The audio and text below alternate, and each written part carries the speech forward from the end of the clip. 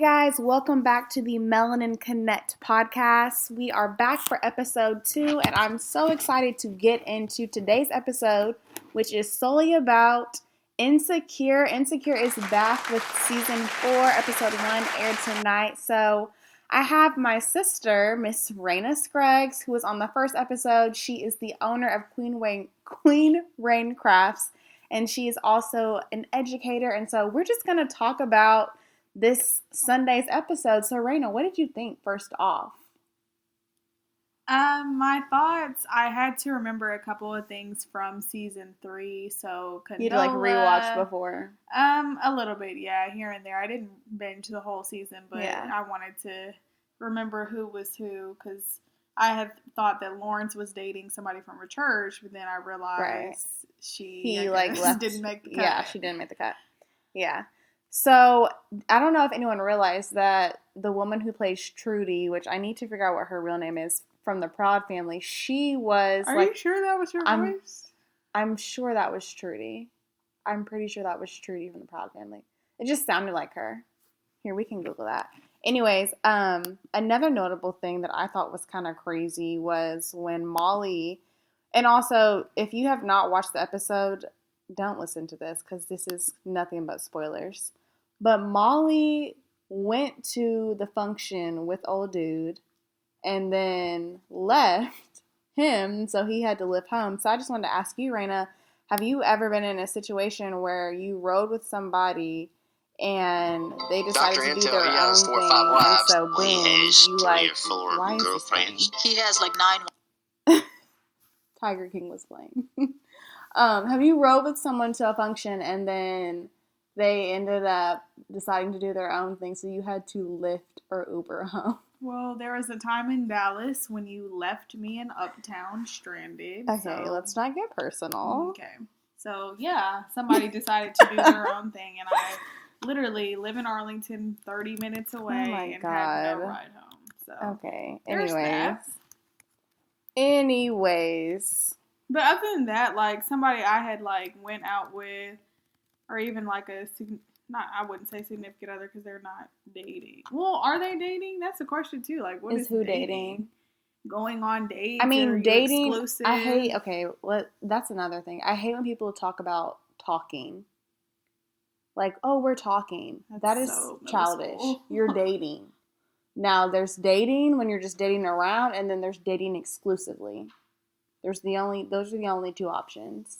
And so that kind of gets into our next question. With Molly, she's mad at old dude because she hasn't said they want to date exclusively, which obviously he wants to date her exclusively. But she's obviously. I feel like he's dating other people. Because she hasn't been look, I really like you. And see, that's the thing. I feel like she can't really get mad because, we're grown. Unless you set that boundary, common sense is not that common. So you can't really go into it thinking, oh, even though we haven't discussed that we're going to be exclusive, they're going to... I mean, in season 3, though, he kind of gave way that he really liked her, though. And that's when communication becomes a factor. Okay, you need to communicate that to me. Or as in he needs to say that, or she... Well, both of them. If she needs to. So, at what point do you tell that to somebody, though? When you're really feeling when you find yourself thinking about that person, when you get upset when you hear that they're dating somebody else, then it affects you. That's true. Okay, so yeah, I agree with that. I definitely agree. How did you feel when Molly was kind of trying to check Issa, and then in the end was fake as F? And texted old dude that she really liked him instead of playing games. Sometimes you need to hear it from somebody else. What you need to do, but you need to hear it from whether that be a girlfriend, a family member, whatever. So of course you want to shrug off what they say, but then when you have time to think about it, or when you take a second thought, oh, yeah, you're probably right. I mean, Issa didn't take it in a positive way, though. Do you feel like Molly's delivery was wrong? I mean, I feel like if you've been friends with somebody for a long, long time, then you know each other to a point of what's going to, irritate somebody. But So was Molly's delivery right or wrong? I don't even remember what She said to Issa, she's like, I think you like your life being messy. Your life doesn't have to be messy. Yeah, I think she could have said that differently because, delivery, transmission of information. It's never what you say, it's how you say it. Intent. And, the intent behind it was pure, but the delivery kind of just was very ugly. I agree. Delivery can ruin any conversation. 100%. Okay, so another big thing that kind of happened was Issa finally figuring out that Condola was dating Lawrence. I wouldn't say she figured it out. It was kind of like put in her lap. Oh, well, yeah, okay. Like she wasn't she even knows, seeking that. So she knows the information now. That kind of just shows like anything. Not that it's even behind her back because they're broken up and she's in a good space. Well, she didn't know her. She didn't know. Okay, so then that gets into the topic of like, does she have a right to be mad? You, I feel like, said no because you said they're not friends. I wouldn't say that they're not friends, but after watching it closer, like they're freaking friends. But how are you my friend and you don't know that's my ex of 5 years? No, they're not friends. No, they're like a startup friend. Like, you know how they can't even be friends. They're like networkers. Yeah, but with your networkers, sometimes like surface level stuff. But in the day and age of social media, I would have easily been able to. Well, then again, and you can tell she's deleted. never posted anything. But okay, now we're trying to dig into Let's their just lives. look at that. But from the information I was given, I honestly don't think. I think it's a conversation that needs to be had after the fact, but you can't be mad that she was dating him to begin with because she didn't even know that was your ex. And I don't even think Issa's mad. That's the thing. I feel like Molly's trying to be that friend in the ear, like, girl, you need to be mad. You need to be mad at this. And, like, you always got to be careful for friends like that who try to tell you and about not even yourself. Friends like that. It's society in general. Like, there's so many unwritten rules that you have to literally tiptoe over. And it's like... If you have your own views, it's okay. Yeah, but it's like... You don't have to be mad at that just because society says be mad at that. I agree. I definitely think... Because they're like 30 now, right? Yeah, I'm pretty sure they're... Well, Lawrence is 32, I think. No, Issa just turned 30. I definitely feel... On the show or on the show. Okay. On the show. I definitely feel like at a certain point, not even to say age, but at a certain point in your life, you're like, okay, this is going to bother me and this isn't going to bother me. Right. And I think you have to pick and choose what you let bother you. And it kind of shows why Molly's so freaking bitter.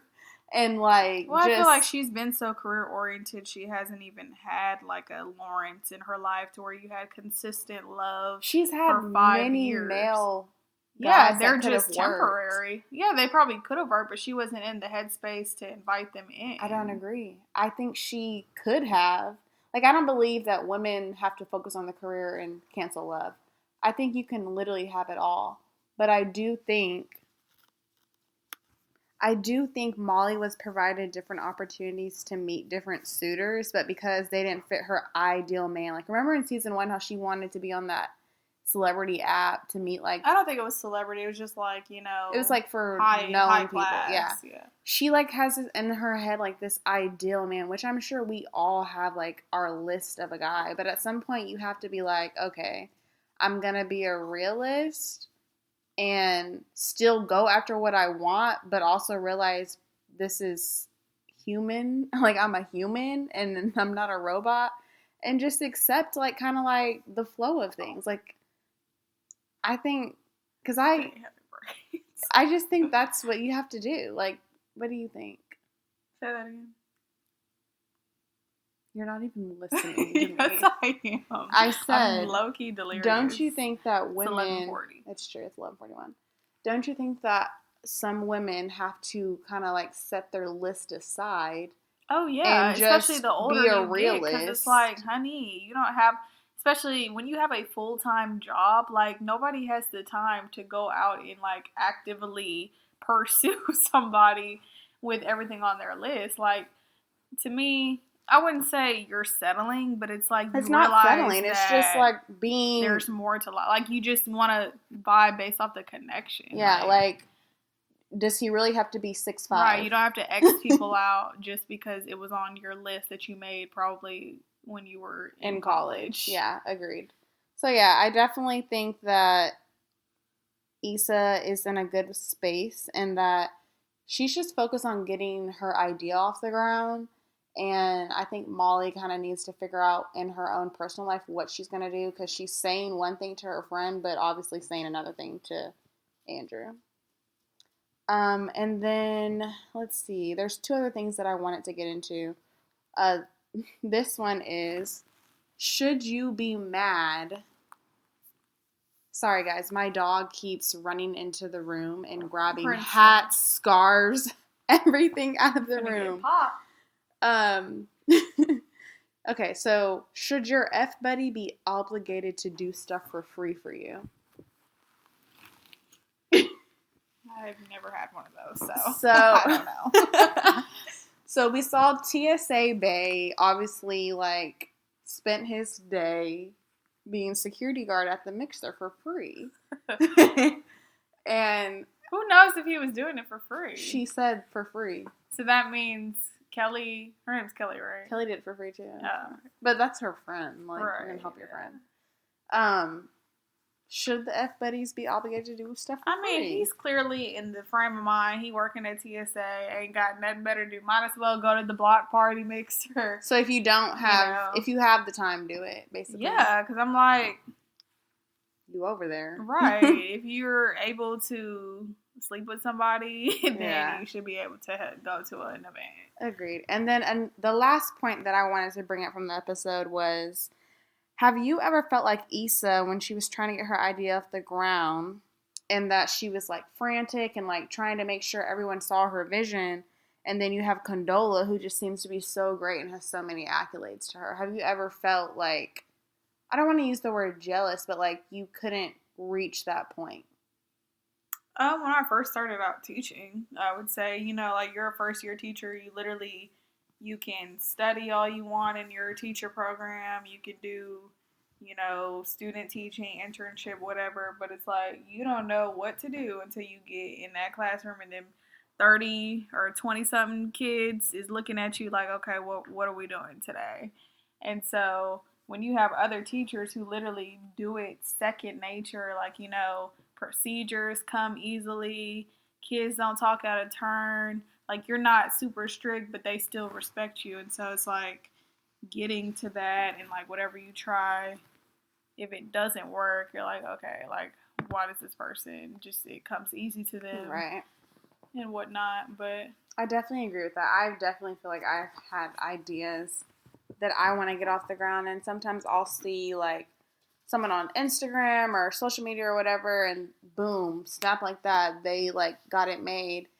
And it can be hard sometimes to get down on yourself and feel like, why has it not happened for me yet? But I think it's just important to always manifest what you want into the atmosphere and just stay grounded and always pray. Yeah, I would say for sure, like time and practice and also another thing, it's like, what do you do in your waiting season can like be everything whenever it's your like due time, and it's like reap what you sow. So what are you putting in to make sure you're getting out the best thing too? I mean, I would say we had a Bible study a long time ago. I think Adrienne was over here, and she literally was like how can you like want to be on the stage when you can't even be on like the small platform, like on the ground? Like how can you expect to be in this high place when you're not even working with the work ethic of what you're doing now?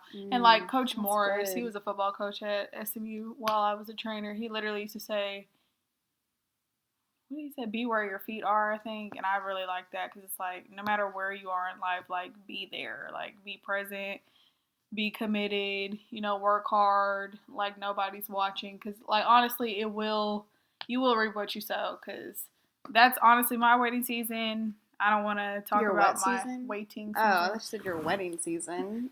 Hopefully it's coming soon. No, like the school I'm at, I don't know if I said it in the last podcast. I'll keep that private for now. I'm sure y'all can look me up on LinkedIn. Right. But Lord, like, Your it waiting can be a season is struggle. your waiting season. And so I have definitely is been very waiting important, and for it's just, the opportunity yeah. to. I definitely think that you're supposed to be still and know that what God has for you will be Be still yours. and know, for I know the plans. Jeremiah 29:11. Yeah. All things work together for the good of those. Oh, yeah. Happy Resurrection Sunday, everybody. Right. This episode is risen. going to drop Monday, but today is Resurrection Sunday. And we just want to shout to Jesus. Like, Right, you Jesus got Christ. Like, literally, up death could on not our hold behalf. him down. Death could not hold you down. Hold on, harmonize real quick. You are the rich. Stop Stop laughing. laughing. Wait. Seated in Wait, we the- gotta start over. That was not good. Okay. They're gonna be laughing. Okay. Let's start with hallelujah. Okay. 1, 2, 3. Hallelujah. You have won the. Okay. We're done. We're done. Okay. Let's sing a song we No. know. Hold on. Okay, everybody. Thank you so much for listening to episode 2 of the Melanin Connect. I will be bringing a special guest back Wednesday because COVID-19 is still going on. I'm definitely going to have to call them in. Right. But whereas I'm literally at the house with her. So. yeah, so Easy you'll for probably me to be hear on. a little bit more stuff with Raina just while we have to stay at home. But remember, keep taking your vitamin C. Practice social distancing. Yes. Wash your hands. Hand sanitizer. All that. Is a great alternative. However, if you got some soap and water, use that. Please. Yes. All right, guys. Thanks for listening. We'll see you next time. Bye.